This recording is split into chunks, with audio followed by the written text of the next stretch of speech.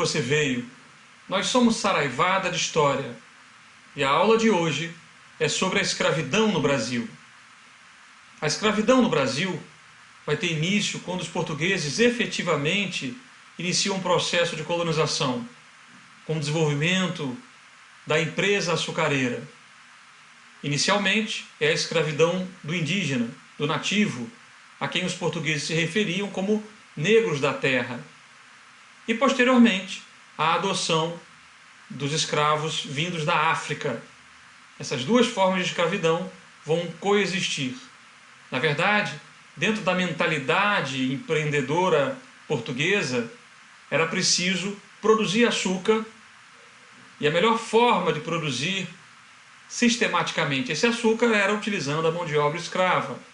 É importante ressaltar que os indígenas, nas suas sociedades originais, quando tem agricultura, essa atividade é realizada pelas mulheres.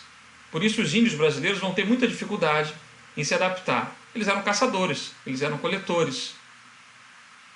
Esse é um aspecto importante. Não que o índio fosse preguiçoso, como se colocou na história tradicional, de uma forma pejorativa, preconceituosa.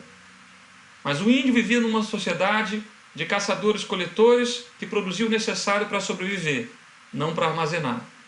Sem contar que os nativos têm muito mais facilidade, por exemplo, para fugir do que os africanos, que vão ser incorporados ao trabalho posteriormente.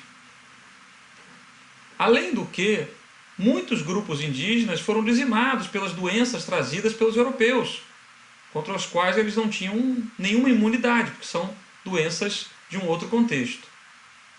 O lucrativo negócio do tráfico negreiro vai ter um peso decisivo para que ao longo dos séculos a escravidão indígena seja proibida e a escravidão dos africanos seja privilegiada.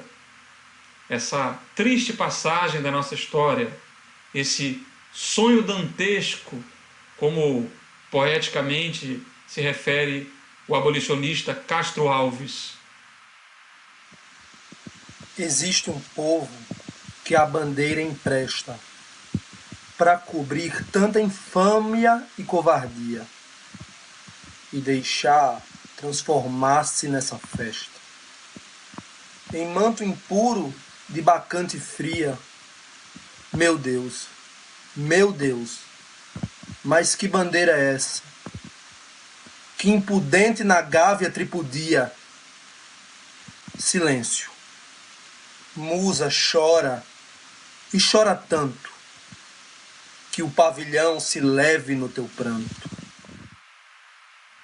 Então é importante a gente entender que a escravidão dos africanos, ela vai substituir a escravidão dos nativos indígenas, porque os índios tinham mais facilidade para fugir, porque os índios adoeciam com mais frequência em função das doenças que não eram conhecidas por eles e não existia imunidade em relação a eles. Mas principalmente a escravidão africana vai ganhar espaço porque ela é lucrativa para Portugal, já que ela era trazida de outras colônias para cá. Na verdade, das regiões de Angola, Moçambique, regiões controladas pelos portugueses, onde vão ser estabelecidas feitorias e onde vão ser extraídos esses africanos que vêm para cá trabalhar até morrer. Mas além de perder o direito à terra, além de perder o direito à liberdade, eles perdiam o direito ao próprio nome. Eles eram rebatizados, uma noção de nascer de novo. E eram entulhados em navios, verdadeiros tumbeiros flutuantes, os navios negreiros, onde eram trazidos para as principais áreas de produção açucareira.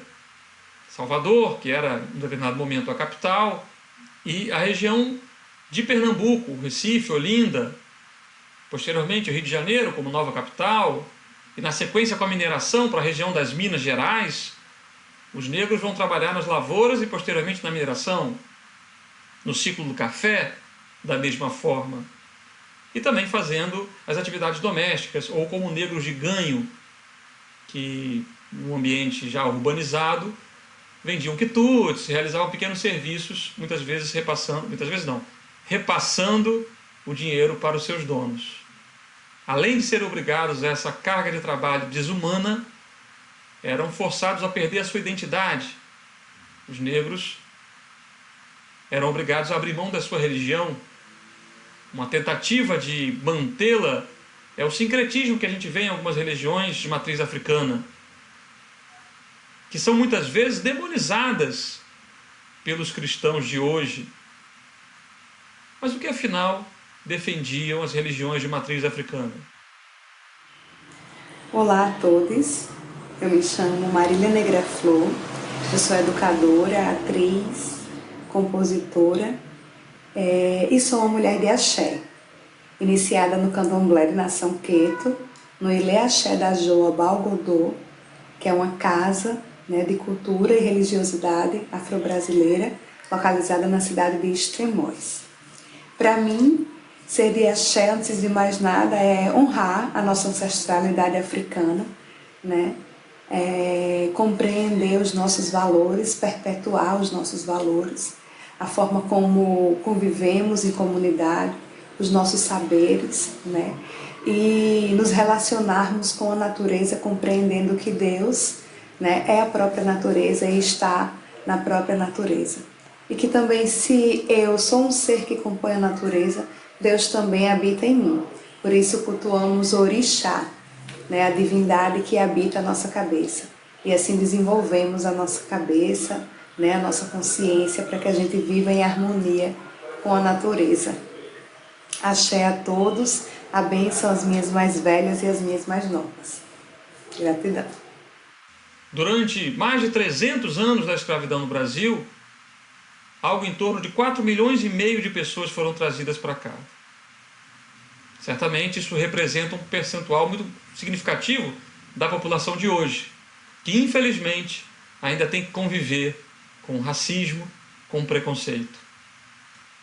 Ninguém acredita que as cotas são a solução para o problema, mas talvez seja um paliativo necessário para minimizar esse abismo que existe. E sim, vidas negras importam. Nós somos Saraivada de História. E até a próxima.